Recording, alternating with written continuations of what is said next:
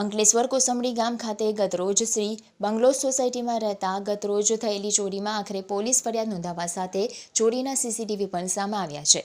Shri bungalows સોસાયટીમાં આવેલા 71 નંબરમાં રહેતા પરિવાર 24મી ફેબ્રુઆરીના રોજ દીકરીનું અકાળે નિધન થતાં તેની અન્ય વિધિ માટે તેઓ 25મી ફેબ્રુઆરીના રોજ વધુ વિધિ માટે બિહાર ગયા હતા। તે દરમિયાન તેમનું ઘર બંધ હતું। દરમિયાન ગત તારીખ 27મી ફેબ્રુઆરીના રોજ સવારે 5 વાગ્યાના અરસામાં બાઇક ઉપર આવેલા બે તસ્કરોએ તેમના બંધ મકાનને નિશાન બનાવી લોખંડની ગ્રીલ તેમજ દરવાજોનું લોક તોડીને અંદર પ્રવેશ કર્યો હતો અને ઘરના ઉપરના અને નીચેના ભાગે જતા કબાટ તોડીને ઉપરના ભાગે મંદિરની બાજુમાં રહેલા લોખંડની તિજોરી તોડી અંદરના સોનાની 90,000ની કિંમતની ચેઇન ચોરી કરી ફરાર થઈ ગયા હતા। આ અંગે મકાન માલિકના અંકલેશ્વર શહેરમાં રહેતા ભાણેજ રંજીત રાજભર દ્વારા જીઆઈડીસી પોલીસ મથકે ફરિયાદ નોંધાવતા પોલીસે ડોગ સ્ક્વોડ, એફએસએલ અને ફિંગરપ્રિન્ટ એક્સપર્ટની મદદથી વધુ તપાસ શરૂ કરી। મારું નામ રંજીત રાજભર છે।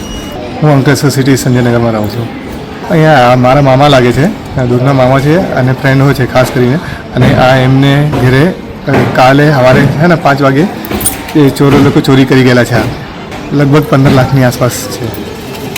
એમની છોકરી છે ને રવિવારે 24 તારીખે ડેથ કરી ગયેલી છે। એમાં 25 તારીખે એ લોકો બિહાર ગામ જતા રહેલા છે, એટલા માટે ઘર બંધ હતું।